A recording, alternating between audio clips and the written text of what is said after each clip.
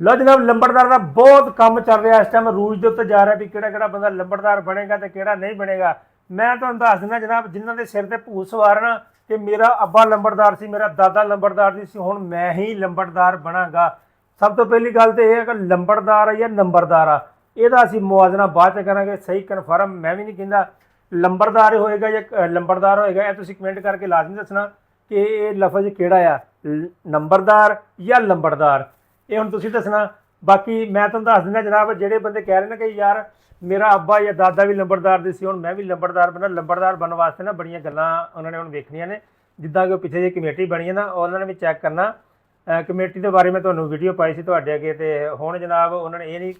क्योंकि अदालत ने इस चीज़ को खत्म कर दिता कि अगर कोई पुत जिद्दां कि उस पगड़ी तो पगड़ी गां तुरे जाते ये नहीं वेखना कि वह लंबड़दार का मुंडा है किदां दा आप किदां दा आ गांव का पोता किदां दा आ ये चीज़ नहीं देखनी बस पगड़ी रखी जानी। हुण पगड़ी का निज़ाम खत्म हो गया हुण इदां नहीं होनी हुण उन्होंने बकायदा हर शै चैक करनी आ तुहाडा तुहाडी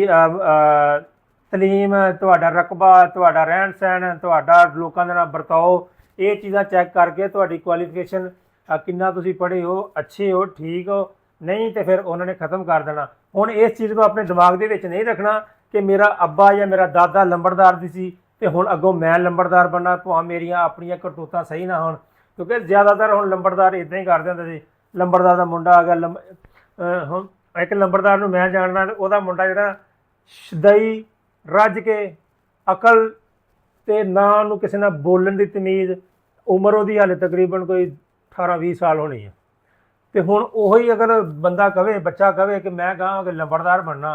इदां नहीं ना चलना काम। हुण गौरमेंट ने अगर नंबरदारी निज़ाम शुरू किया उन्होंने बकायदा एक अच्छे तरीके नाल लैके चलणगे अच्छे तरीके नाल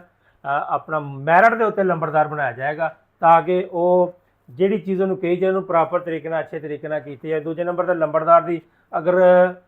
तनख्वाह लग जाए या उन्होंने कोई अच्छी चीज़ रिस्पॉन्स मिले तो बंदा भी अच्छा हो फिर तो वैल एंड गुड आ जे कल लंबड़दारी दे के तो मुड़ के जसूसी करवानी है तो